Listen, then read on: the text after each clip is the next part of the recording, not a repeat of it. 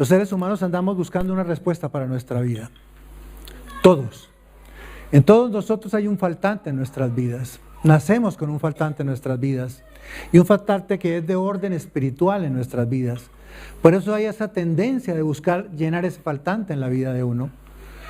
Unos vamos al alcohol, otros van al sexo, otros van al cigarrillo, otros van a tantas cosas, al intelectualismo. ¿Buscando qué? Buscando llenar ese vacío de su corazón. Pero como ese vacío es de orden espiritual, para que sea llenado, tiene que ser llenado espiritualmente. El alcohol no es una respuesta espiritual. El cigarrillo no es una respuesta espiritual. El sexo no es una respuesta espiritual. Entonces, el vacío que tiene el hombre es un vacío espiritual. Y solamente puede ser llenada, ¿por qué? Por el Espíritu, ¿verdad? Y ese vacío, todos en algún momento de nuestra vida tenemos la tendencia a buscar llenarlo. Entonces vamos a la iglesia, tenemos inclinación religiosa en algún momento, tenemos inquietudes de orden religioso, buscamos esa parte espiritual en diferentes escenarios. Y no puede que no sea permanentemente, pero buscamos llenarlo en algún momento de nuestra vida. ¿Por qué? Porque el vacío es espiritual. Blas Pascal decía que en el hombre hay un vacío con la figura de Dios que solamente puede ser llenado por Dios mismo en la persona de su Hijo Jesucristo. Ahora, el gran problema del hombre es que teniendo ese vacío en su corazón, es buscar llenar ese vacío en cosas distintas a quien realmente las puede llenar, que es Dios. Y con Dios se vive una relación, lo que han hablado ustedes aquí. Con Dios se vive en una relación de pareja. Lo más importante de la relación no es cuánto tiene él, no es cuánto tenga ella. Tú no amas a tu esposa por cuánto tiene, o ella no ama a su esposo por cuánto tiene.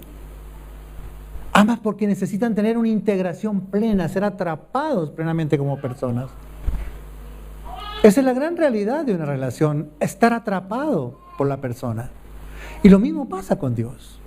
Mira, a Dios no le interesa darnos las cosas, porque es que Dios hizo las cosas para todos los seres humanos. Dice que el sol sale sobre justos e injustos. Todos disfrutamos del sol, todos disfrutamos de este planeta llamado Tierra. En una o en otra manera, por los esfuerzos que hace el hombre, por sus intenciones, por sus negocios, por su uso de sus dones, disfrutamos de lo que Dios ha hecho.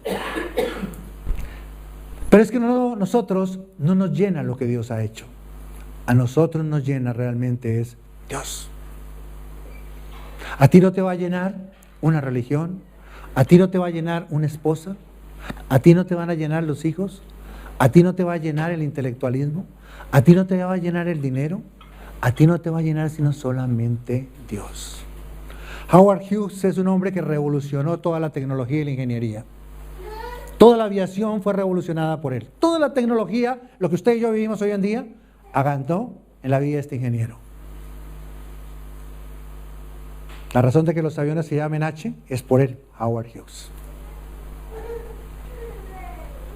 Pero es un hombre que trató de llenar su vida a través de la tecnología, de la ciencia, del conocimiento, y terminó viviendo en uno de sus hoteles donde tenía tantísimo dinero, pero viviendo toda una esquizofrenia. No sabía cómo vivir. No sabía para qué había desarrollado tantas cosas. No sabía para qué había hecho tantas cosas. Eso no llenaba su corazón. Ernest Hemingway, ustedes lo saben, el Premio Nobel de Literatura. Logra aparentemente lo que se llama el éxito, lo que todo hombre tal vez buscaría, tener un premio Nobel, un reconocimiento mundial. Un buen día sale y se pega un tiro porque no sabe qué hacer de su vida. Todos andamos buscando una respuesta integral para su vida y es válido. Es válido que estemos buscando esa respuesta. El problema es dónde busco yo encontrar esa agua que yo necesito. Eso fue lo que Jesús le dijo a la samaritana. El problema no era ni siquiera de orden moral para la samaritana. Llevaba 5 matrimonios, pues. La pobre muchacha creía que era un hombre el que le iba a llenar la vida. Y por 1 y no llenaba, por 2 y tampoco, por 3. Podía llegar con la lista, seguramente llegaría a 100 y no le llenaría. El problema no es de orden moral, hijos de Dios. El problema es de una necesidad inherente en nuestro diseño que solamente puede ser llenado por Dios en la persona de su Hijo Jesucristo. Y Dios no es una religión, Dios dejó la tumba vacía hace 2000 años porque está vivo. Y ese Dios quiere hacer respuesta para ti. Ese Dios quiere llenar la plenitud que tú necesitas, la felicidad que tú necesitas. Y cuando Dios te atrapa, lo demás se vuelve añadidura. Para Dios lo importante es la relación contigo. Dios no trafica contigo. Dios no manipula contigo por el poder que tiene o por las características que Él tiene, ¿no? Dios está interesado en tu vida. Y les decía los del domingo, quiero empezar por algo bien interesante, que es liberarles de una cantidad. Nosotros hemos sido levantados con un complejo de pagaré. Me dan y yo doy. ¿Qué tengo que hacer yo? ¿Dónde tengo yo que intervenir? Y uno tiene que entender la definición de los términos en la Escritura, porque si uno conceptualmente no tiene la claridad conceptual en las cosas, uno no puede entrar a generar un proceso de entendimiento y de comprensión y una cosmovisión de lo que usted y yo nos movemos. Yo soy ingeniero. Si yo no entiendo y comprendo perfectamente el concepto matemático de una lógica, no me puedo aprender de memoria los procesos, porque por más que me los aprenda, no voy a entender y a comprender la realidad que desencadena desde el comienzo hasta el final. Y no le puedo saborear el elemento de la comprensión interna de lo que se me quiere entender y explicar. Lo mismo pasa en el Evangelio. Yo les decía a los del domingo, por eso el apóstol Pablo en la carta a los Efesios dice: yo oro a Dios, yo doblo mis rodillas delante de Dios para que el Espíritu Santo os abra el entendimiento y os dé comprensión. Porque si usted y yo no tenemos esa comprensión, vamos a estar como tangos, no sé, en la vida espiritual, haciendo cosas porque toca hacer. Y terminamos volviéndonos religiosos espiritualmente, viniendo a reuniones porque toca, vigilias porque toca. ¡Qué cosa tan aburrida, pues! ¿Sabe por qué vale la pena estar aquí hasta las 12? Porque un hombre como Jacob un día se cansó de vivir la vida que estaba viviendo. Porque un hombre como Jacob, cuyo nombre quiere decir engañador, que siempre quiso ganarse las bendiciones de Dios haciendo esfuerzos propios, tomó la iniciativa con su mamá de compinche para trampear a su papá. Y así estudia la vida de Jacob y es siempre el esfuerzo propio de Jacob. Una vida en la carne completamente. Y un día se cansó. Y esa noche se agarró con el Señor y en Peniel, y es donde Dios le cambia el nombre y le dice: ya no te llamarás Jacob, que quiere decir engañador, y ahora te llamarás príncipe de Dios. El día que se cansó de hacer cosas, él estaba fatigado. Y en una noche transformó la historia de su vida. Ojalá hubiera más hombres y mujeres como Jacob, que en lugar de andar con esa carga pesada de cosas en su vida, en una vigilia como esta se pongan de rodillas y digan: Señor, ya no más yo, hazlo tú, Señor, en mí. Esa es la gran maravilla de Dios. Si usted me pregunta esta noche qué tengo que hacer, nada. Nada. El día que usted mete la mano, ese día empezó la carne a funcionar. El día que usted y yo metemos la mano en la vida espiritual, ese día empieza a funcionar la carne. Y ese es el principio del diablo, que usted y yo metamos la mano. La palabra de Dios dice que Dios lo hizo todo. Todo, lo hizo todo. ¿Saben por qué? Porque nosotros no podíamos hacer nada. ¿Saben por qué? Porque lo que es nacido de la carne, dice la Biblia, ¿qué es? Carne es. Lo que es nacido del Espíritu, ¿qué es? Espíritu es. Nunca lo que es nacido de la carne, por más labor que usted y yo hagamos, la vamos a convertir en espíritu. Nunca, porque la carne y el espíritu no tienen comunión. Siempre, siempre, siempre, usted y yo tendremos que arrancar en el espíritu. Y la carta a los Gálatas lo dice: porque los frutos de la carne manifiestas son, y da una cantidad de diagnóstico, y los frutos del espíritu, y da una cantidad de diagnóstico, para sepa que usted y yo dónde nos podemos ubicar, si estoy en la carne o estoy en el espíritu. ¿Cómo arranco? ¿En la carne o en el espíritu? Jacob quería hacerlo, quería ayudarle a Dios, quería buscar la bendición de Dios. Con su mamá generan todo un complot y trampean. Eso se llama trampa.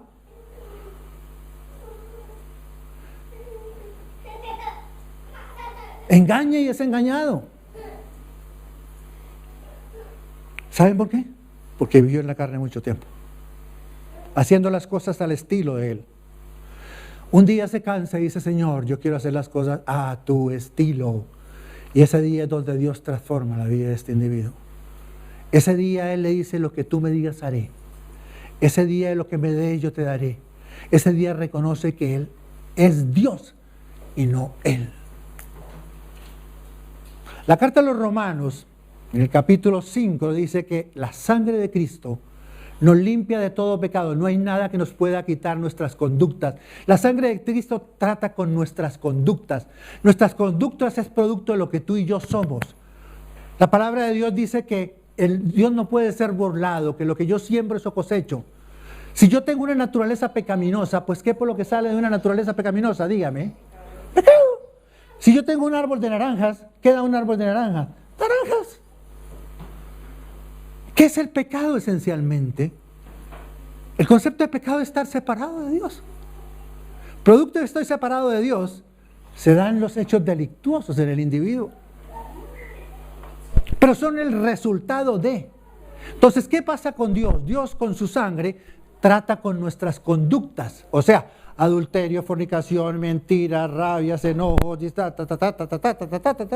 con esas conductas son cubiertas por la sangre de Cristo, y la sangre de Cristo limpia nuestro pecado. Pero tú y yo necesitamos ser liberados de lo que produce nuestros pecados, ¿verdad? Nada saco yo con tener una espina enconada que me produce materia y cada rato limpio la materia si allí persiste el encono, ¿verdad? Necesitamos sacar el encono. ¿Qué hace la cruz de Cristo? La cruz de Cristo nos libera a nosotros de la vieja naturaleza que gesta y produce el pecado. ¿Sí la cogen? Nosotros tenemos una naturaleza heredada en Adán. Y esa naturaleza es la que genera el pecado. Adán se separó de Dios y todos los hombres nacemos separados de Dios. Heredamos la naturaleza de Adán. Por eso la Biblia dice que por un pecado entró el hombre en el mundo y Cuando la cruz de Cristo viene, ¿qué es lo que hace Cristo? Una vez hace 2000 años, murió, crucificó, sepultó nuestra vieja naturaleza en Adán. Y por eso el Evangelio en la carta a los Romanos y en la carta a los Gálatas y en muchas partes del Evangelio nos habla de que nosotros estamos crucificados con Cristo. Usted y yo no tenemos que crucificarnos, nosotros no podíamos. Cristo en su sangre trató con nuestro pecado porque tú y yo no podemos tratar con nuestras conductas. En la cruz de Cristo, Cristo trató con nuestra naturaleza. Allá crucificó nuestra parte adánica. Allá crucificó al viejo Rubén. Lo crucificó. Murió, lo sepultó allá en la cruz. Cuando yo recibí a Cristo, esto que Él hizo hace 2000 años se volvió una realidad para mí. Mi naturaleza murió y Dios me liberó de la vieja naturaleza. ¿Sí la cogen? Así usted ponga su nombre. Usted no tiene que morirse todos los días. Usted y yo no nos podemos morir todos los días. Es que más, yo no sabría cómo morirme todos los días, pues. ¿Cómo me voy a morir? ¿Me estoy haciendo el muerto? ¿Será que estoy muerto? No. Entraría en un conflicto de conceptos. La palabra de Dios dice que Cristo me crucificó, murió, enterró mi vieja naturaleza y que yo tengo que aprender a vivir, entender y comprender esta revelación todos los días de mi vida. Tengo que tener en cuenta todos los días de mi vida que ya no estoy yo aquí, sino Cristo en mí. Eso es lo que me dice el Evangelio. Que cada mañana tengo que levantarme y decirme: Señor, tú en el control. Ya no estoy yo porque yo fui crucificado hace 2000 años. Ahora estás tú en el control, Señor. Eso es lo que dice el Evangelio. La cruz de Cristo, la sangre nos libera del pecado. La cruz de Cristo nos libera de nuestra vieja naturaleza. Increíble. Cuando uno entiende que la gestora del pecado, que la vieja naturaleza, fue crucificada, muerta y sepultada hace 2000 años, uno en ese proceso de comprensión espiritual entiende que la que gesta el pecado murió. Por eso el Evangelio dice que ya el pecado no tiene poder. ¿Por qué? Porque la que gesta el pecado, si fue crucificada y murió, ya no tiene poder, ¿verdad? Por eso el Evangelio utiliza la similitud, la parábola, cuando habla del hombre que se casa con una mujer, ¿verdad? Usted y yo estábamos casados con la vieja naturaleza y no nos podríamos separar.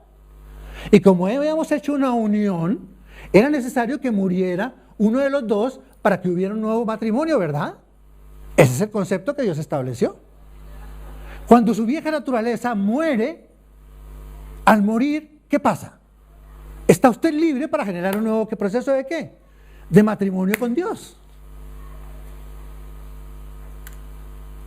Eso es lo que dice el Evangelio. Entonces, yo estoy libre. Cuando usted y yo recibimos a Jesús, esto se vuelve una realidad para nosotros. Y cuando usted y yo lo comprendemos, empezamos a encontrar respuestas de liberación en nuestra vida. La sangre trata con el pecado, la cruz trata con nuestra vieja naturaleza. ¿Qué le pasó al apóstol Pablo? El apóstol Pablo, cuando entendió y comprendió estos dos conceptos, dijo: caracoles, esto es la maravilla. Ahora yo, Pablito, que estoy libre del pecado, que estoy libre de la vieja naturaleza, voy a dedicarme a conquistar el mundo para Cristo. Voy a dedicarme a hacer cosas buenas. Y sí, empezó a hacerlo y se empezó a dar contra el mundo. Él no podía. ¿Sabe qué le enseñó Dios a Pablo? Que el hombre en su propia naturaleza, cristiano, ayune, haga lo que quiera, practique disciplinas espirituales que quiera, todo lo que arranque en su propio esfuerzo lo arranque en la carne. Y la carne nunca cumple el estándar divino. Nunca. No puede. No tiene el poder. No tiene la capacidad. Es carne y seguirá siendo carne. Y aparece Romanos 7. Dice: deseo hacer lo bueno. Todo se aliva en deseos al pobre Pablo. Todo. Y vivió una vida esquizofrénica. Quería agradar a Dios y no sabía. No sabía, y termina al final miserable. De mí, ¿quién me librará de este cuerpo de muerte? Dios le enseña a Pablo que la sangre la puso Jesús, que la cruz y la liberación de la vieja la puso Jesús, que lo liberó de la ley. La ley es buena, es el estándar divino. Dios quiere que vivamos el estándar divino, pero usted y yo no lo podemos cumplir, hijo de Dios. Quiero darle a usted la maravillosa noticia que usted no puede cumplirlo y que Dios lo liberó de cumplirla. Dios te liberó de cumplir la ley a ti en tu propia capacidad. No puedes. Y te digo, ¿sabes una cosa? Yo puse la ley para llevarte a Cristo, para que entendieras ¿qué? Para que entendieras que necesitas de Cristo, no necesitas que te vuelvas bueno. Yo les decía a ustedes, si nosotros Dios empoderara nuestros egos, ¿cómo sería la soberbia de nuestros egos? O sea, nosotros le pedimos: Señor, dame paciente. Si usted y yo nos volviéramos pacientes por nuestros propios atributos, seríamos de lo más horrorosamente arrogantes, poco misericordiosos con el prójimo. Lo conquistamos por mi propio esfuerzo. Fui yo el que me liberé de eso. Imagínense, por eso es que Dios, yo les decía, Dios nos permite ir hasta el fondo de la piscina y ir bien abajo al fondo de la piscina, hasta que usted reconoce que usted no puede. Hasta que usted reconoce que no puede dejar el adulterio y dejar de ser adúltero. Y cada vez que haga 50 y 100 y 200 veces el esfuerzo, lo va a seguir adulterando. Téngalo por seguro. Y haga los ayunos que quiera y va a seguir adulterando. Y si usted tiene problemas de la índole que sea, trate de dejarlo en su propio medio y va a seguir haciéndolo. Que lo haga a escondidas o lo haga de frente, esa es otra cosa. Que usted en público sea uno y en privado sea otro, esa es otra cosa. Pero un hombre en privado debería hacer lo mismo en público que en privado. La palabra de Dios quiere mostrarnos que usted y yo no podemos. Y eso fue lo que el Señor le enseñó en Romanos 7 al apóstol Pablo. Usted no puede en sus propios medios. Y cuando Pablo entiende que la sangre de Cristo lo limpia de pecado, que la cruz de Cristo lo libera de su vieja naturaleza, que la sangre de Cristo, que el poder de Dios, que la cruz del Calvario lo libera de la ley, que la ley cumplió su propósito, que era llevarlo a Cristo. Entonces Pablo entendió Romanos 8, lo que era la vida en el Espíritu. La vida en el Espíritu es que Cristo vive en nosotros y a través de nosotros. Así de sencillo. Él entiende que es Cristo viviendo en nosotros y a través de nosotros. Así de sencillo. Así de sencillo. Y este mensaje, que tal vez es de los mensajes, como decía Hernán, lo más profundo en la teología cristiana es entender esto. Si usted no entiende este ABC en la teología cristiana, créanme lo que va a estar patasalteando, lleve los años que lleve en la vida cristiana. Yo conozco cristianos con más de 40 años que todavía no entienden esto. Y le han trabajado a Dios, y han levantado ministerios para Dios, y han hecho cosas buenas para Dios. ¿Sí? Y todavía no entienden esto. ¿Y quién sabe cuánto de eso fue hecho en la carne? Porque, como les explicaba, la Biblia en el concepto de la carne, cuando habla de la carne no habla de hacer cosas buenas o malas. Uno a veces tenemos el concepto de que andar en la carne es robar, matar, adulterar, mentir. Eso no es la carne. Tenemos que entender la definición que está puesta en la Biblia de lo que es la carne. La carne es cuando yo tomo la iniciativa de algo, estoy arrancando yo en la carne. Usted me dirá, bueno, entonces, ¿qué debo hacer? Si yo invito a Cristo, ¿cómo hago para saber si está controlando mi propia vida? Yo quiero preguntarte en esta noche, ¿cómo recibiste tú a Cristo? ¿Cómo lo recibiste? Por fe. ¿Tú creíste que le estaba tocando la puerta de tu vida y un día le entregaste la vida? Así de sencillo. Fe es creerle a lo que Dios dice en su palabra. Yo no me esfuerzo acá por creerle a Dios. ¿Tú dices eso así? Voy a ponerle un ejemplo. Abraham, Dios lo llama a los 75 años. Le dice, Abraham, te voy a dar un hijo. Ustedes saben que a los 75 años, dice, si ustedes se leen, es una telenovela lo que pasa allí. Abraham dice, yo no puedo. Se lo digo así a Dios. Es que a mí ya me ha pasado hasta el gusto y el deseo de estar con mi esposa, en cierta manera. Así no se lo dice a Dios. Sara es una mujer inteligente, le dice, ¿sabe una cosa? A mí ya me pasó la costumbre de las mujeres, yo ya no ovulo. ¿Usted cómo va a creer que yo voy a tener un hijo? Así se lo dijo claritico a Dios. Sin embargo, Dios dijo, le voy a dar un hijo. ¿Sabe a los cuántos años tuvo Abraham y Sara el hijo? A los 100 años. 25 años que pasaron en un proceso de ¿qué? Le voy a contar. Resulta que la cultura de la época decía que cuando la mujer no podía tener hijos, entonces la mujer, me imagino que tomaba su tiempo, este diálogo entre esposo y esposa, para que una mujer permita que su esposo vaya y esté con otra. Yo creo que toma tiempo convencerlo, ¿verdad? Eso no es que le dice usted aquí a la mañana, oiga, mijita, es que el mundo dice esto y usted dice, ahora lo vamos a hacer así, ¿no? Toma su tiempo. Yo creo que fue un proceso de diálogo de mucho tiempo, muchos días. Y lo hicieron y dialogaron hasta que llegaron para llegar a este tipo de acuerdos. Créanme lo que toma tiempo. La cultura permitía que la sierva de confianza se podía unir al caballero y cuando iba a tener el hijo, la esposa lo ayudaba a tener y se consideraba el hijo de la pareja. Ellos viendo que no llegaba el hijo por ningún lado dijeron, la cosa va a ser como el mundo dice. Como el mundo dice que esto debe ser así, ¿verdad? Y la hacen como el mundo dice. Y tuvieron a un hijo que se llama Ismael, que es el padre de los árabes, y todo el conflicto que vivimos en este momento entre israelíes y árabes es producto de esa situación que pasó en esa época.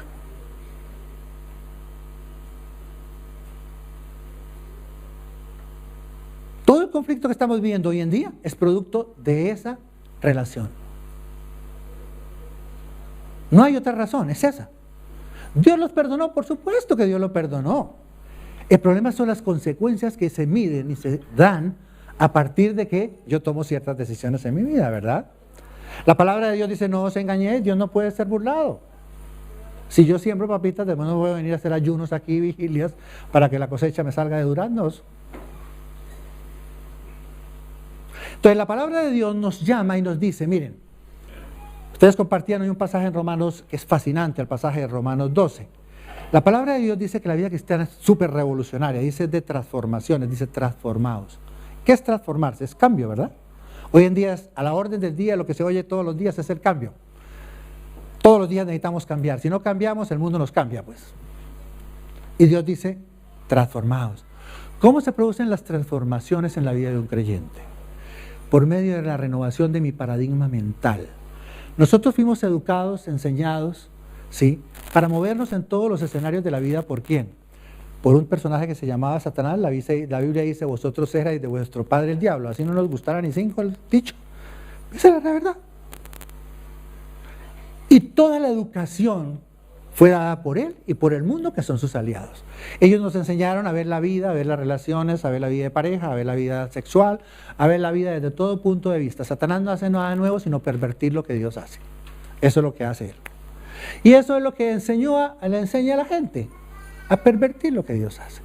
Y fuera de nosotros toda una parte conceptual. Usted y yo necesitamos conceptos. Los conceptos nos permiten tener cosmovisión. Cosmovisión es el entendimiento y la comprensión de mis realidades, es entenderme a mí mismo, entender mi relación con Dios, la relación con la gente, la relación con la economía, la relación con la ciencia. Todo es una cosmovisión. Y usted y yo necesitamos tener un entendimiento y una comprensión de eso. Ahora, ¿quién me provee toda la materia prima para esa cosmovisión? Me la provee el mundo espiritual. ¿Satanás o Dios? Así de sencillo. O él o Dios.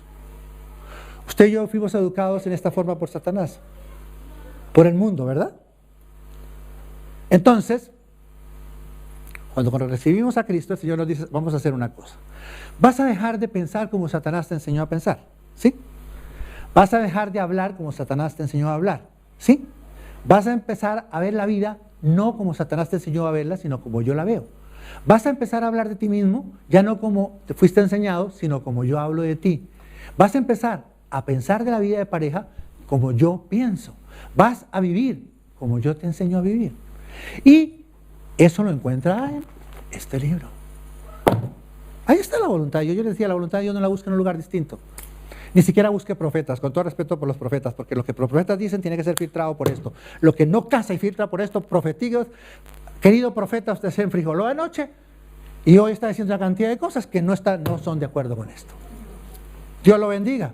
Vaya y cuéntale esta historia a otro. Sí, con todo el respeto. La voluntad de Dios está en Génesis 1, Apocalipsis 22. El resto es cuento.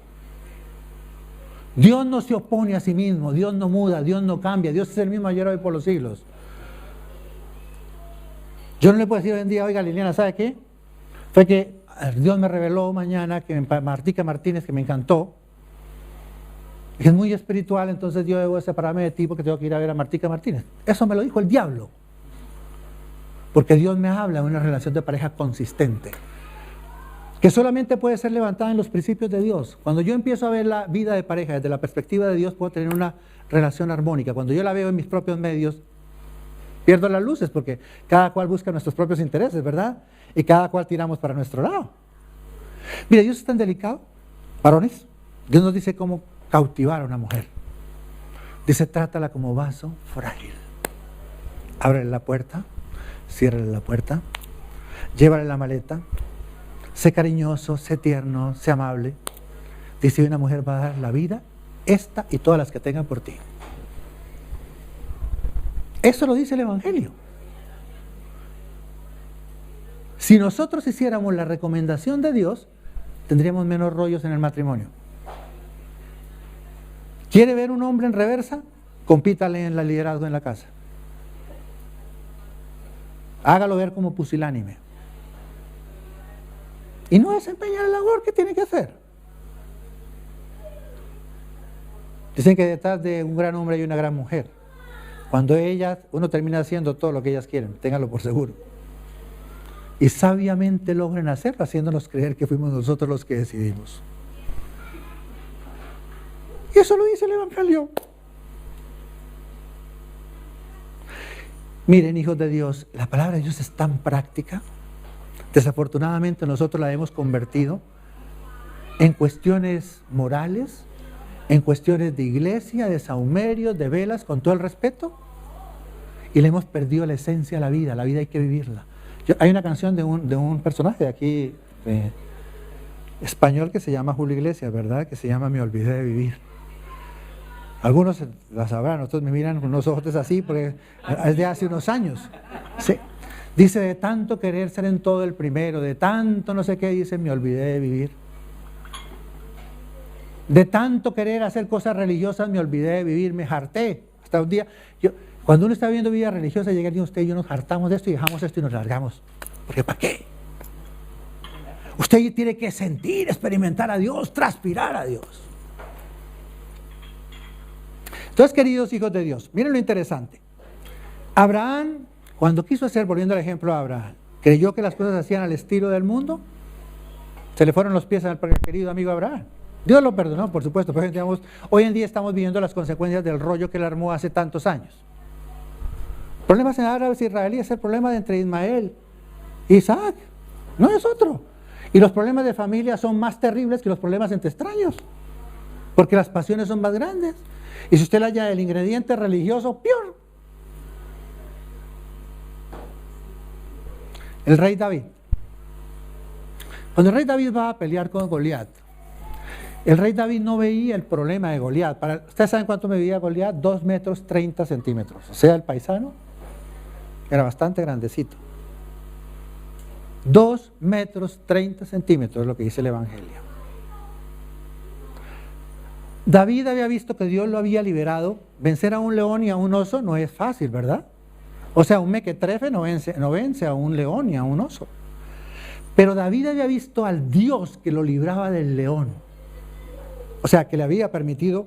Dice, el Dios que me libró del león, el Dios que me libró del oso, me va a liberar de ti, Goliat. Los problemas de la vida no son cuán grandes son, es cuán grande es el Dios que tú tienes.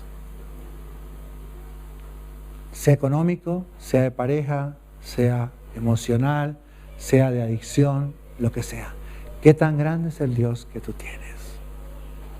No mires el problema, mira el Dios que tú tienes. David, cuando llegó al campo de batalla, él no vio al Goliat, él vio el Dios que tenía, que le había permitido vencer al león, que le había permitido vencer al oso, iba a permitirle vencer a Goliat. Porque el problema no es cuán grande es mi problema, el problema es cuán grande es mi Dios. Cuando yo miro más allá, y Dios lo que nos quiere enseñar a nosotros es a mirar en la perspectiva de Él, más allá. Cuando Dios nos dice que nos transformemos, es que cambiemos todo nuestro esquema de pensamiento y de cosmovisión, de entendimiento, de comprensión de nuestras realidades, de cómo fuimos educados por Satanás y el mundo, por cómo Dios nos enseña. ¿Sí lo ven? Entonces yo pongo en mi mente que es un lavado de cerebro, sí. Porque cambio mi manera de pensar como el mundo me enseñó, a pensar como Dios me enseña a pensar. Ahora, ¿qué dice el Evangelio en la carta a los Efesios? En la carta a los Efesios dice el apóstol, mismo apóstol Pablo dice, andad como es digno de vuestro llamamiento. Usted y yo dice que fuimos hechos ya parte de la familia eterna. Cuando usted y yo recibimos a Cristo, dice el Evangelio, que Dios puso en nosotros la genética de Dios. Dice, mas a todos los que recibieron, a los que creen en su nombre, le dio potestad de ser hechos hijos de Dios. Y Dios, que es siempre didáctico en sus procesos de aprendizaje, nos da un ejemplo típico y clásico de lo que es un nacimiento. Dice, no los que son engendrados de voluntad de varón, sino de Dios. Ustedes saben que en la vida de pareja, cuando se une la pareja, quien engendra es el varón, quien transfiere la vida es el varón, ¿sí? Y es el que engendra, y está hablando de un proceso de engendramiento natural para que podamos entender el engendramiento espiritual. Entonces, así como en el proceso de la relación de pareja se engendra un niño, porque se transfiere la vida, cuando usted y yo recibimos a Cristo, viene el Espíritu Santo y nos transfiere vida espiritual. Nos pone la genética de Dios. Él nos hace unas nuevas criaturas. Entonces, cuando usted y yo recibimos a Cristo, la sangre nos limpia de pecado, la cruz nos libera de la vieja naturaleza, y Dios pone una nueva naturaleza en nosotros, porque no puede haber comunión entre la luz y las tinieblas. Hay una nueva naturaleza que es la genética que Dios pone en nosotros, llegamos a ser sus hijos. Y no solo llegamos a ser sus hijos, sino somos parte de la familia eterna. La palabra de Dios dice que somos parte de la familia eterna, eso dice el Evangelio. ¿Usted se ve como un hijo de Dios? ¿Usted se ve como parte de la familia de Dios o cree que es un título honorífico como el que da a la reina de Inglaterra, que le dice a sus caballeros a rodillas, se le pone una espada encima y le dice a partir de hoy eres el duque de San no sé qué? No. Usted es parte de la familia eterna y usted llega a ser hijo de Dios. Mi pregunta es, ¿usted piensa como hijo de Dios? ¿Usted habla como hijo de Dios? ¿Usted se viste como hijo de Dios? ¿Usted se comporta como hijo de Dios? Yo trabajé con el Sistema de Naciones Unidas por unos 26 años y tuve que aprender a cómo se vive dentro del sistema, a cómo se habla dentro del sistema. A que en una reunión yo tengo que tener la pluralidad y el respeto por los derechos humanos. Independiente de mi posición religiosa, independiente de lo que sea. Es una posición respetable por la persona. Creo que aprendí algo que dice el Evangelio. Dios respeta profundamente al ser humano. Él cuando va a entrar a tu vida le dice, estoy a la puerta de tu vida y llamo. Él no dice, yo soy el dueño del aviso, permiso que voy a entrar. Y estando en tu vida respeta profundamente que tú lo dejes controlar tu vida o que tú la manejes. Lo respeta profundamente. Nosotros somos los que establecemos que Dios nos tuerce el brazo para que hagamos cosas. Dios no le tuerce el brazo a nadie. No es característica de Dios torcer brazos. ¿Saben? Lo que el hombre siembra, eso cosecha. No os engañéis. Dios no puede ser burlado. Lo que yo siembro, eso cosecho. Si yo siembro en la carne, dice, mis productos son ¿qué? Frutos de la carne. Si yo siembro en el Espíritu, son frutos del Espíritu. Así es sencillo, cristianito y todo, pues. Entonces, la palabra de Dios lo que nos dice es que ese paradigma nuevo que usted y yo ponemos acá, dice, transfórmese por medio de la renovación de tu entendimiento. O sea, ponga una nueva cosmovisión, ponga la cosmovisión que Dios tiene para ti ahora. La cosmovisión que tiene para ti desde el punto de vista de tu aceptación personal. Dios te ama como eres. Dios nunca dijo que para entrar a tu vida necesitabas cambiar, no. Dijo, yo te amo como eres y quiero entrar y quiero hacer una obra en tu vida, pero la obra es mía, no es tuya. Si quiere que perdure, déjemela hacerla. Si no quiere que perdure, hágalo usted. Pero el día que la prueben, se va a chamuscar si usted la hizo. Si usted y yo construimos un puente, lo más natural es que después de que lo construyamos le pongamos unas volquetas, por lo menos con arena, para ver si resiste el puente o no. Si a ti te enseñan a hacer problemas de matemáticas, ¿qué es lo mínimo que es? Que me pongan problemas para solucionarlos, ¿verdad? O sea, la prueba no es un factor erróneo, la prueba es un factor para ver si la enseñanza quedó bien ejecutada en mí. Entonces, si yo aprendí bien el concepto, lo implemento de tal manera que cuando lo implemente produzca unos resultados y cada vez que yo tengo una situación de estas características lo puedo implementar y produce los mismos resultados. Eso se llama una ley, que cada vez opera dando los mismos resultados. Cuando yo me meto en un laboratorio y cojo 2 moléculas de hidrógeno con una de oxígeno, siempre va a dar agua, cada vez que lo haga. Lo mismo pasa en el mundo espiritual. Cada vez que yo aplico un principio espiritual, funciona. La palabra de Dios dice, mi palabra cumplirá el propósito para el cual fue enviada. Punto. Nosotros nos volvemos tan super espirituales que por falta de entendimiento y comprensión del Espíritu y para tapar nuestra incredulidad decimos, le echamos la culpa a si es la voluntad de Dios. Nos cubrimos con el cuentico de si es la voluntad de Dios, me dará o no me dará. ¿Sabe para qué hacen los cristianos eso? Para cubrir si no les resulta el cuento. Ah, no me salió, es que no era la voluntad de Dios. ¿Será que no era la voluntad de Dios? Dios tiene sus tiempos. O tal vez sería que no sería el tiempo de Dios. Y los tiempos de Dios no son caprichosos. ¿Sabe qué busca Dios? Lo mejor para nosotros. Un papá nunca busca para un hijo lo peor. ¿Sabe qué dice la carta a los Efesios? Que la base de línea para Dios respondernos es lo que usted y yo deseamos. Dice que nos da mucho más allá de lo que pedimos y entendemos. O sea, si Dios siempre me da más allá de lo que pido o entiendo, la base de línea es lo que yo anhelo. Es lo mínimo que Dios me daría. Así dice el Evangelio. Lo que pasa es que yo les decía los del domingo, uno tiene que aprender a hacer uso de las cosas, ¿verdad? Si yo no sé hacer uso de un carro, pues ¿cómo Dios me va a dar un carro? ¿Para que voy a parrandearme de pronto a la familia? ¿Verdad? Entonces me va a dar el carro para que cuando se vuelva bendición, no es un carro para que se me vuelva nocivo para mi vida. Entonces, transfórmate por medio de la renovación del paradigma, este es el nuevo paradigma. ¿Sabe qué dice la Biblia que esto funciona? ¿Saben por qué? Porque utiliza un término que se llama comprobación. La comprobación solamente se da en cosas que pueden ser verificadas cuando son implementadas. Usted comprueba que el agua es 2 moléculas de hidrógeno más una de oxígeno cuando va al laboratorio y junta las 2 moléculas de hidrógeno con una de oxígeno da agua. Y puede tener la tranquilidad que cada vez que lo haga en esa forma va a dar agua. Cada vez que usted aplique la palabra de Dios va a poder comprobar que esto es cierto y funciona. Cada vez. Que no le funcione a los 48 hermanitos suyos que están alrededor es su problema. Busque que para usted le funcione. Porque uno a veces anda con la gasolina del vecino. Y necesitamos hombres y mujeres que se ponen en la brecha y díganle, Señor, el más débil de los débiles, pero me pongo en la brecha a clamar por esta nación, por mi familia, por mi problema. Pero me pongo a clamar hasta morirme, como dijo Jacob, pero a partir de hoy quiero una vida distinta a la que estoy viviendo. Hazlo tú, Señor. Esa es la virtud de Jacob. La virtud de Jacob no fue que el tipo se volvió especialista de un momento a otro, para nada. Uno no lo cambian así en un switch, lo cambia Dios a uno. Esa noche Dios lo cambió. Dice la Biblia que fue Dios el que lo cambió. No Jacobcito por su habilidad, estupenda espiritualidad, no. La palabra de Dios nos habla que usted y yo tenemos que aprender a vivir bien, a pensar bien, a hablar bien. La palabra bendición, ¿qué quiere decir? Bien decir.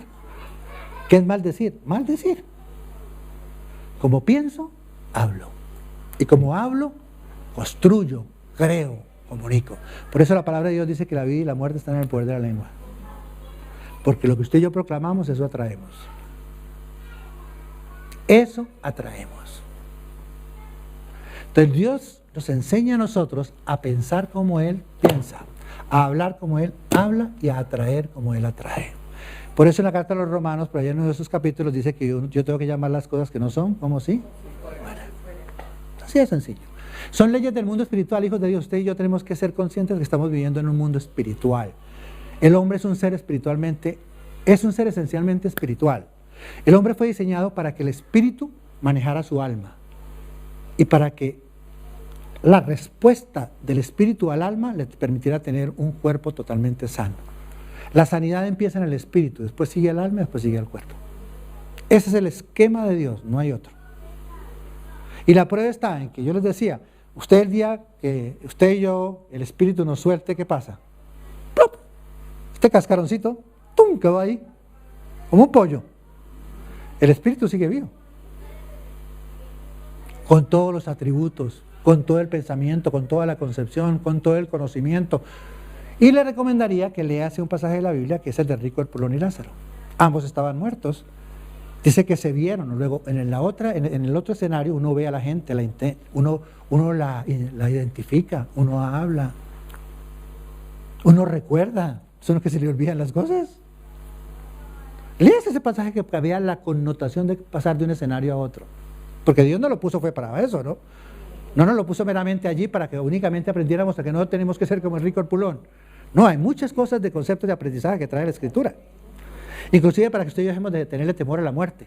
Estamos pasando, por eso Pablo dice que él pasaba un escenario de vida, mejor vida. Para Pablo la muerte no lo asustaba. ¿Dónde estaba muerte tu aguijón? ¿Dónde, oh sepulcro, tu victoria? Él sabía. Entonces, queridos hijos de Dios, usted puede comprobar, ¿qué va a comprobar usted? Que lo que Dios dice tiene 3 características para su vida. Son cosas buenas, agradables y perfectas. ¿Y saben por qué son buenas y agradables y perfectas? Porque las cosas son inherentes a su dueño. Porque Dios es un ser bueno, porque Dios es un ser agradable. ¿Sabe qué nos ha enseñado Satanás? Que Dios es desagradable. ¿O no? Los momentos de oración, hasta a veces, ¿a qué hora se termina la oración? Porque estamos acostumbrados a tener una relación con Dios a la distancia. Estamos acostumbrados a no tener una relación filial, de enamoramiento, de contentamiento, de disfrute, de goce. David, la virtud de David, de que cantaban ahora remolineando, es que el pisco se gozaba a Dios. Pero un pecador, Dios se iba a encargar de cambiarlo. Ahí la embarró como no sé cuántas veces. Pero sabe que ese hombre Dios lo que había cautivado. Y por eso llega a ser conforme al corazón de Dios, porque había cautivado a este hombre. El problema no era cuánto hacía o no hacía, ese no es el problema, hijo de Dios. Por eso murió Cristo. El problema es mi relación con Dios. Rey Salomón consiguió muchas cosas, pero qué tristeza al final de la vida de él. Y sin embargo, al final de la vida de él, lo más interesante es que dice, que él lo reconoce en uno de sus libros, dice, y el final del discurso es este: Dios es el todo del todo en la vida del hombre. Reconoció que Dios era todo, que todo lo que el tipo había hecho, muy buenísimas cosas que hizo, ciencia, conocimiento, posesiones, mujeres, todo lo que quiso. Es un tipo que dice que no le negó nada a sus ojos, imagínense. Yo imagino que un hombre que pueda decir eso no lo hay. De lo bueno y de lo malo, porque el pisco hizo todo lo que quería hacer, de lo bueno y de lo malo lo hizo. No le negó nada. Sin embargo, al final de la vida dice, lo único que a mí me llenó fue Dios. Entonces la palabra de Dios nos invita a esa que usted y yo pongamos un nuevo paradigma. ¿Pero para qué pongo ese nuevo paradigma? ¿Para llenarme de conocimiento espiritual? Ustedes saben que un disco duro puede tener no sé cuántos gigas, megas y póngale la medida que quiera de conocimiento, pero sigue siendo bruto. Allá está guardado y almacenado. Lo que Dios me llama es a poner el paradigma, ¿para qué? Dice, para que me aprenda a despojar del viejo hombre y me aprenda a ¿qué? A revestir de nuevo. A Él no me dice que para que me esfuerce, voy a esforzarme en ser valiente, voy a esforzarme en ser bueno. Tu esfuercito no va a servirle para nada. ¿Sabe qué me dice la Biblia? Por ejemplo, la blanda palabra aplaca la ira. ¿Qué es que Cristo controla en mi vida? Que cuando hay una crisis, usted se vuelve un hombre de blanda palabra, para que la ira mengue. Ata la misericordia y la verdad y hallarás gracia y buena opinión delante de Dios y de los hombres. Cultiva la misericordia y la verdad y vas a hallar gracia y buena opinión delante de Dios y delante de los hombres. Trata a tu mujer como vaso frágil. Eso es que Cristo lo controle. Cuando uno no trata a la mujer como vaso frágil, es uno que está controlando la vida. Así de sencillo. ¿Sí la va cogiendo? Entonces, el hecho no es el esfuerzo que yo hago, porque la palabra de Dios dice que el poder radica en Dios. Dice que Él nos capacita con el poder para vivir la realidad de ser, porque Él es el que la vive a través de nosotros.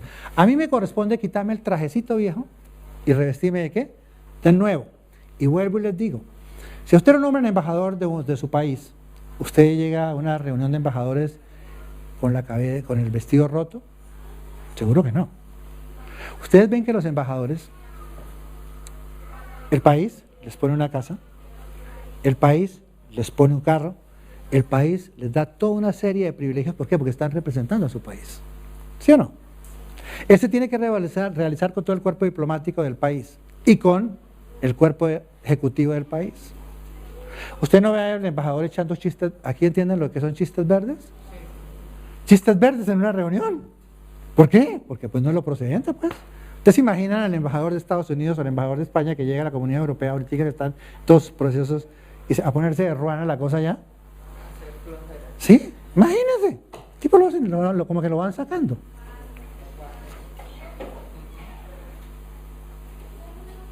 Entonces, cuando la palabra de Dios dice que debemos de andar como es digno de nuestro llamamiento, Dios nos está diciendo que usted y yo somos hijos de Dios y parte de la familia eterna y tenemos que aprender a vivir como hijos de Dios, a pensar como hijos de Dios y a hablar como hijos de Dios. Entonces, la palabra de Dios dice que un hijo de Dios, en todo lo puro, en todo lo justo, en todo lo honesto, en todo lo que es de buen nombre, si hay virtud alguna, si hay algo digno de alabanza, eso es lo que yo debo de pensar. ¿De qué nutro yo mi cabeza? ¿Y por dónde nutro mi cabeza? ¿Por los ojos? ¿Por lo que escucho? ¿Sí o no? ¿Qué programas de televisión veo? Cristiano con los años que quiera. Si yo veo pornografía, tengo una mente pornográfica. ¿Qué tipo de lecturas leo? ¿Por qué? Porque yo me nutro y nutro mi cabeza. Entonces la palabra de Dios me invita, dice todo lo puro, piensa en lo puro, no piensa en lo deshonesto. Piensa en lo puro, no en lo impuro. ¿Sí ven lo que me está diciendo que me alimente? O sea, ¿cómo me debo yo de nutrir? ¿Qué pasa si usted come comida garbage? Seguramente que va a tenerlas destrozadas mis arterias y todo, ¿verdad? Porque estoy comiendo porquerías. Entonces usted dice, no, yo prefiero la mediterránea, ¿no? Es muy rica la comida de ustedes, realmente es deliciosa. Los felicito, ¿verdad? Aprenden, le enseñan a uno a comer.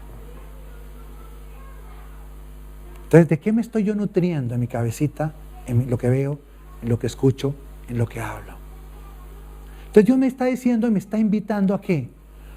A que viva como un hijo de Dios, piense como un hijo de Dios, hable como un hijo de Dios, viva como un hijo de Dios. O sea, viva en la perspectiva de Dios. Y vivir la vida en la perspectiva de Dios no trae sino bendiciones. No te apartes de mi palabra ni a diestra ni a siniestra, y serás prosperado en todo, en todo, en todo, en todo, en todo, en todo lo que emprendas, en todo te irá bien. Ahí no dice, serás prosperado. Yo no creo en un Dios que juega a la balota. Pasa a todos los cristianos, le pasa la balota, y el que sacó la roja ese día es la bendición para ese cristiano. ¿Usted creería en un Dios y tendría tranquilidad y seguridad en un Dios de esas características? No. No tendría tranquilidad. Yo no le entregaría a mi Dios, a un Dios de esas características en mi vida. ¿Por qué? Porque no tendría confianza. La palabra de Dios fue hecha para todos los seres humanos. Dios no tiene estratos. ¿Entienden el concepto de estratos? Categorías. Entonces a los de arriba, a los del estrato 6, a eso les doy cosas. Porque son los mejores, son los que hacen ayunos, vigilias, son los que se comportan bonito, no sé qué. Entonces esos son los que merecen mi bendición. Para nada.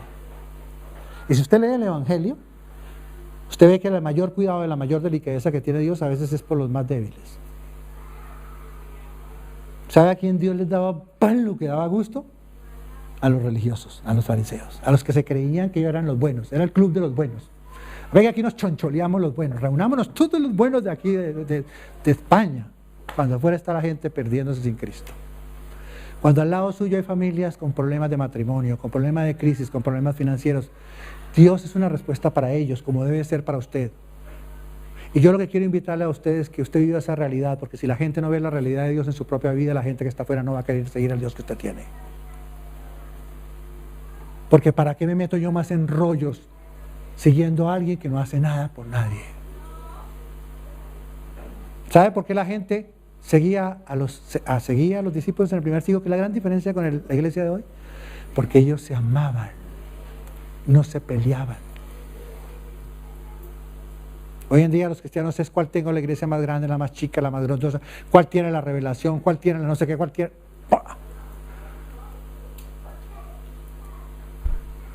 Yo voy a poner ejemplo en mi país. Dicen que hay 5 millones de cristianos y somos 47 millones. Si fuésemos realmente cristianos, si Cristo viviera en nosotros, ese país estaba patas arriba por los cristianos. Pero seguramente que hay 5 millones de los cuales vive Cristo, pero no sé cuántos andan en el Espíritu. No sé cuántos andan en el Espíritu. Y entienden el concepto de lo que es andar en el Espíritu. Y andan trabajando y esforzándose a hacer cosas para Dios, y reuniones y club, y hay marionetas para Dios. Y hoy veamos cómo atraemos a la gente, y montemos la mejor. ¿Usted cree que la gente llega por eso? Tal vez a uno lo entretienen en la primera instancia, pero no lo mantienen entretenido. La gente es inteligente. La gente seguía a los cristianos del primer siglo porque dice, miren cómo se aman. Porque se reunían en su casa y tenían comunión los unos con los otros.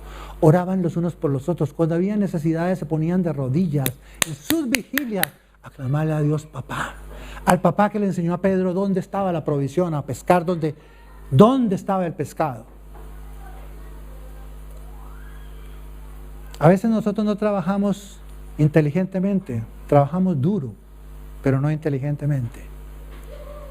En lugar de ir a buscar la dirección de Dios y que Dios nos diga dónde pescar, nosotros nos pasamos toda la noche pescando y nos pasa lo de Pedro, terminando una vida llena de fracaso.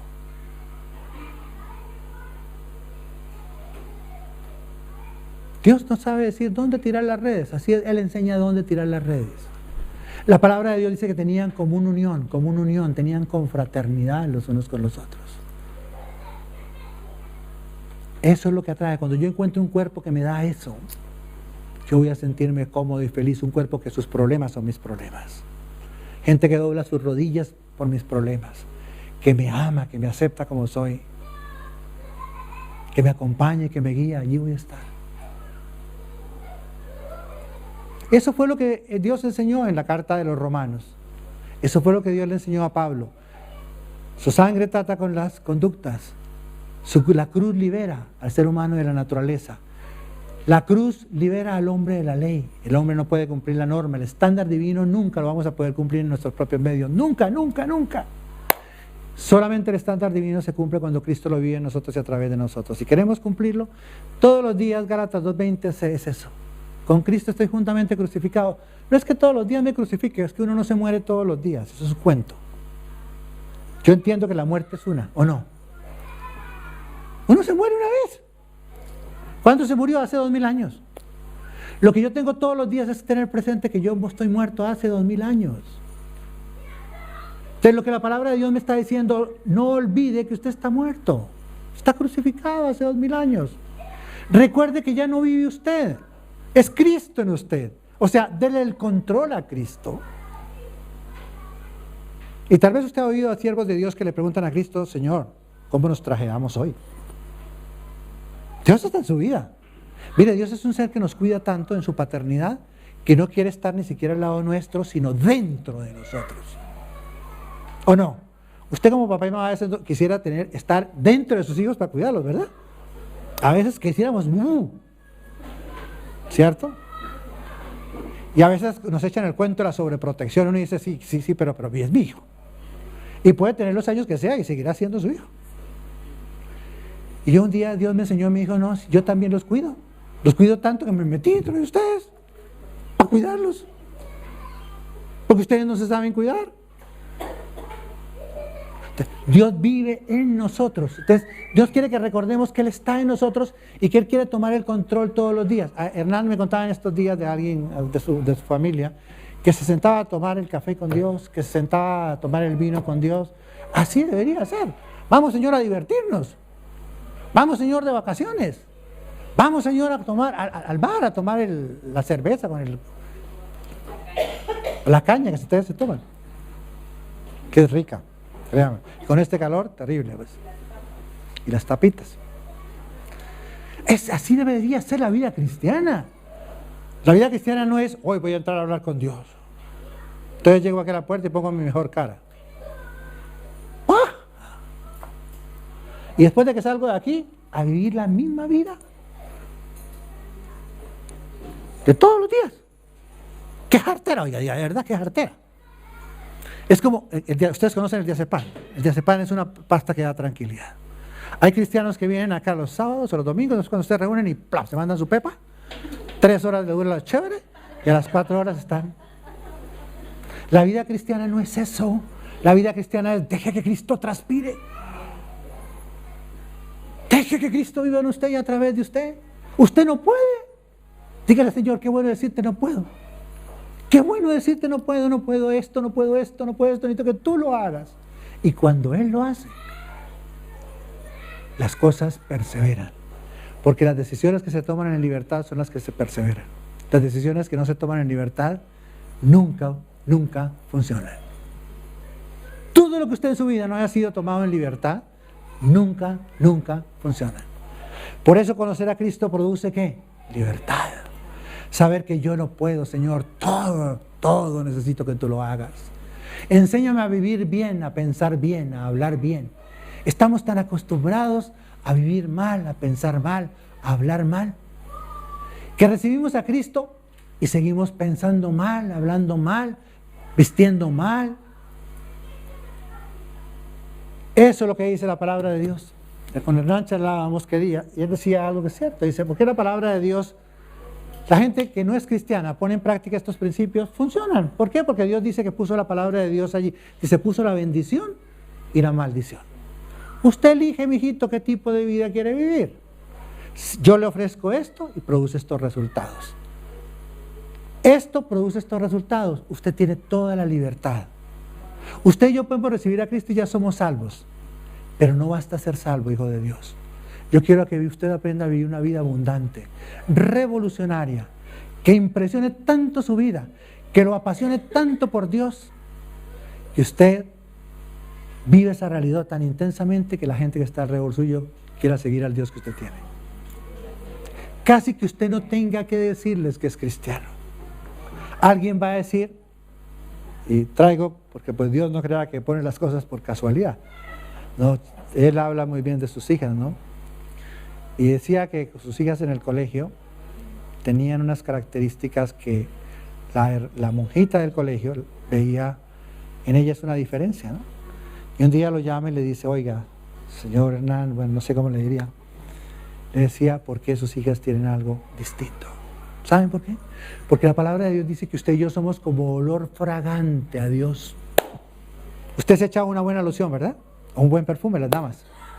Sí, usted pasa y alguien huele ese perfume, usted casi que va y se le arrima y se unta para quererse untarse él mismo, ¿verdad? El olor a Dios se transpira. Usted sabe cuándo una persona huele a Dios y sabe cuándo no está oliendo a Dios. Por eso la palabra de Dios dice que Dios debe ser en nosotros como olor fragante. Cristo se debe desbordar. La llenura del Espíritu es desbordarse de Dios. Y el desbordarse de Dios produce olor a Dios. Eso es lo que dice el Evangelio. Este es el concepto de la carta a los romanos. Miren, es tan liberante, hijos de Dios.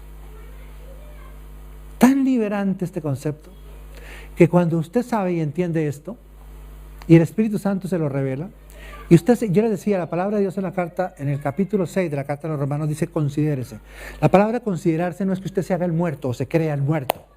La palabra considerarse en el griego quiere decir exactamente lo que dice cuando usted pone una partida en los libros contables. Cuando usted pone una partida ya en un libro contable, ya es un hecho cumplido. Entonces, el considerarse es un hecho cumplido. Y porque es un hecho cumplido, dice, yo ya no ofrezco mis miembros al pecado, porque ya el pecado no tiene poder sobre mí. O sea, ya no deje echarse cuento del diablo, no es que yo tengo la maldición de la tercera generación, de la quinta generación, no puedo dejar el trago, sí, el diablo lo tiene engañado con ese cuento. Ya, ¿sabe qué hizo Dios cuando resucitó a Jesús? Dice que lo primero que subió fue a los cielos y llamó a todas las potestades. Haga de cuenta la reunión en el Bernabéu. A todos los sentó, todos los diablos, los buenos y los malos. Y dice que los despojó de la autoridad que tenían. Los despojó de la autoridad que tenían. Públicamente lo hizo. Y determinó que el acta que para ti y para mí nos era contraria, ya había sido pagada. Increíble. Así es lo que dice Dios. Y usted tiene que pensar como Dios dice. Yo no puedo decir que creo en Dios y no le creo a nada de lo que Él dice, ¿verdad? Entonces, si Dios dice eso, eso es.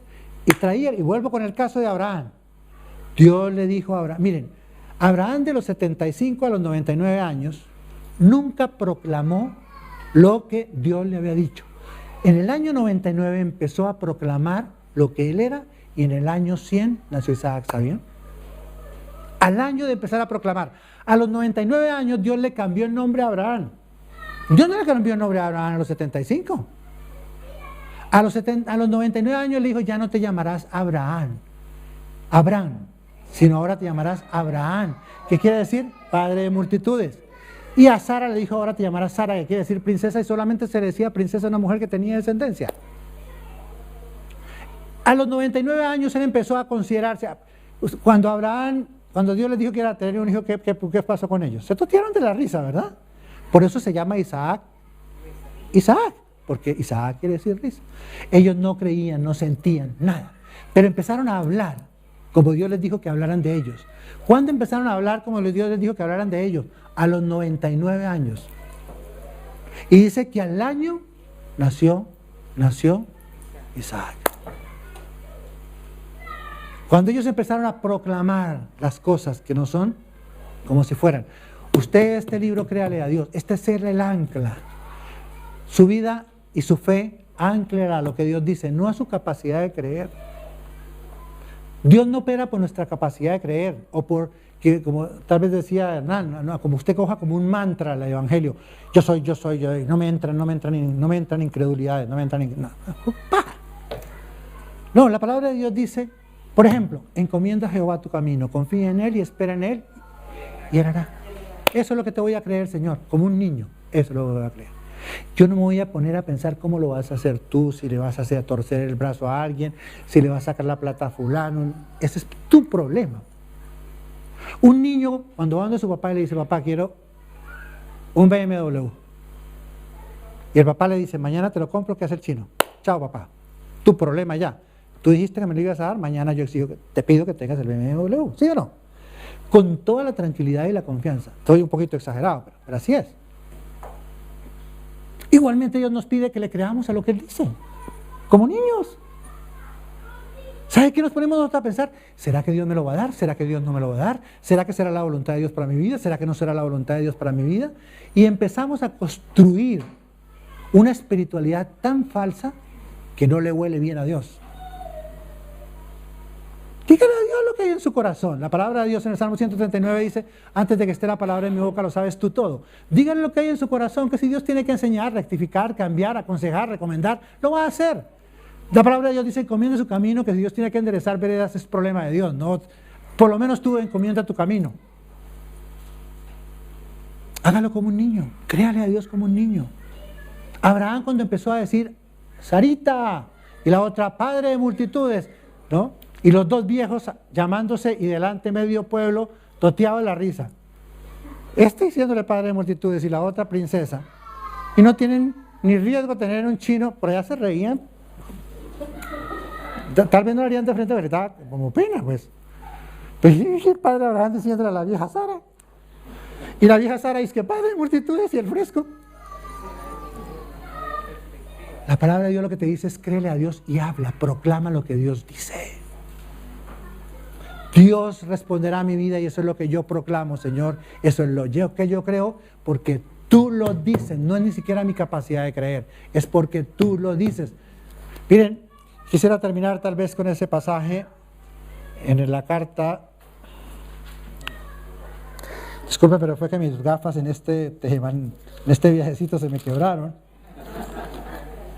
Entonces me toca un poco ayudarme.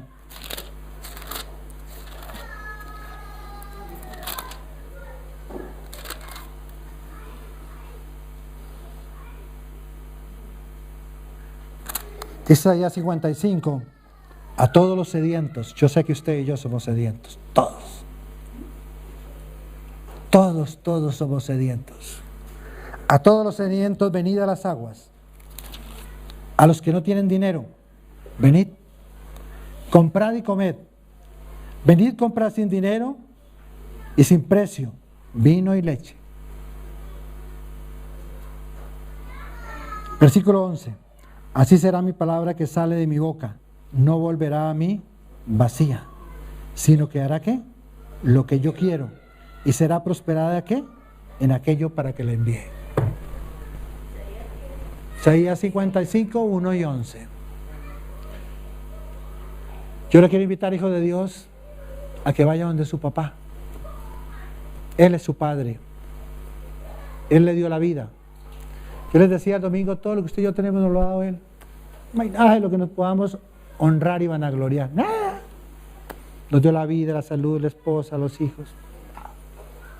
Y de pronto no nos ha dado más porque no hemos pedido más, ¿no? En un pasaje de la Biblia dice, no tenéis porque no pedís o porque no saben pedir.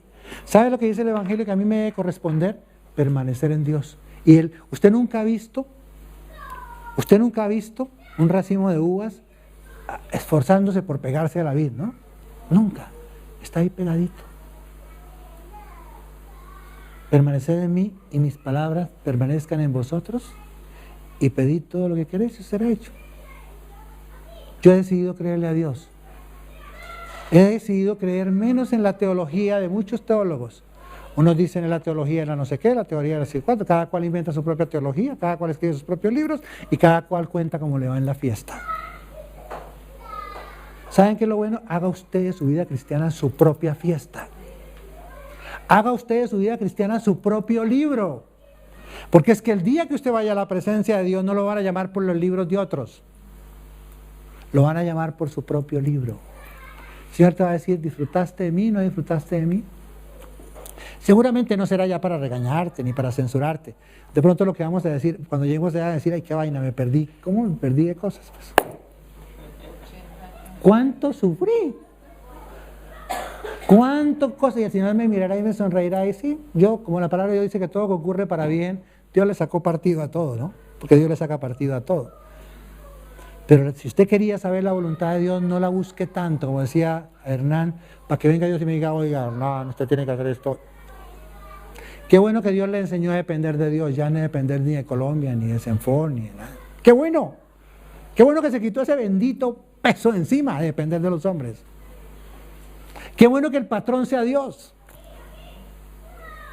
¡Qué bueno! Dios tiene que mostrarnos y permitirnos que pasemos por circunstancias para entender que el Dios es Él. Que Él lo entregó todo por ti. Que te ama incondicionalmente, que te acepta incondicionalmente, que lo ha hecho todo, que tú no puedes hacer nada, hijo de Dios, sino reconocerlo como tu Señor y tu Dios. Abrázalo, apasionate por Él, disfruta de Él. La oración es un tiempo de pasiones con Dios. Es un tiempo de disfrutar de Dios.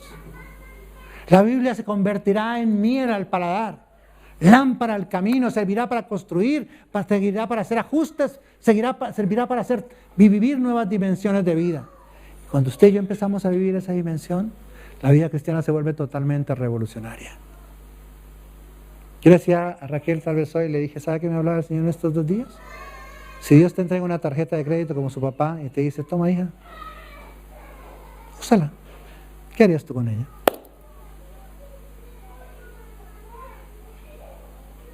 Tú tienes un Dios que su palabra se hicieron los cielos y la tierra y todo cuanto en ellos hay, y el poder que tienes dentro de ti es ese poder de Dios. No lo busques, como dice la canción, en el cielo, no lo busques en el mar, búscala dentro de tu corazón. Y por eso el apóstol Pablo dice, yo oro para que el Espíritu Santo les hable el entendimiento y puedan entender y comprender 3 cosas. ¿A qué los llamó a usted y a mí Dios? Dios tiene un propósito para nuestras vidas, para este lugar, planeta llamado Tierra, para el tiempo del milenio y para el tiempo de la eternidad. Usted y yo tenemos que aprender a mirar hacia el futuro, hacia lo que Dios quiere para nuestras vidas. Tenemos un llamamiento al cual fuimos hechos. Tenemos que impresionar un mundo, una familia que impresionar, unos hijos, una universidad, un colegio, un país, una nación. Tenemos una responsabilidad. Y tal vez la responsabilidad más grande es dejar que Dios lo haga en nosotros. Esa es la responsabilidad más grande. Segundo, que tú sepas cuáles son las riquezas que tienes en Cristo. Uno tiene que saber cuánto tengo en el banco para ir a cobrar al banco, ¿o no? ¿O no? Cuando usted no sabe qué tiene en el banco, ¿qué cobra? No le da ni ganas de ir al banco, pues no sé qué tengo. Pero aquí hay más de 20,000 promesas que tú tienes para cobrar. Dice que bendito sea el Dios que nos bendijo con todas las bendiciones en Cristo Jesús. Ahí están todas las bendiciones, allí están para nosotros. Si hay identidad con Cristo, dice que el apóstol Pablo oraba para que entendieran sus discípulos cuáles eran las bendiciones que tenían en Cristo. Llamamiento, bendiciones. Y la tercera cosa, qué tipo de poder tenían dentro de él. El poder que levantó a Cristo de los muertos. ¿Saben? Cuando uno entiende esas 3 cosas, el mundo cambia toda la perspectiva. Cuando yo entiendo que dependo de Dios, no dependo de Colombia. Gloria a Dios por no depender de Colombia. Yo soy colombiano, pero gloria a Dios, no quiero depender de Colombia. Quiero depender de Dios y ojalá, ya lo estás haciendo, lo sigas proclamando al mundo quién lo ha hecho Dios. Y no son solo 6,000, sino lo que se necesite, porque Dios conoce la necesidad. Cuando Dios manda un embajador, cuando un país manda un embajador, ¿qué hace el país? Provee los recursos. Si Dios te mandó y estás seguro que estás en la voluntad de Dios, porque Dios te mandó, Dios proveerá. Voy a invitarte a que inclines tu rostro ahí.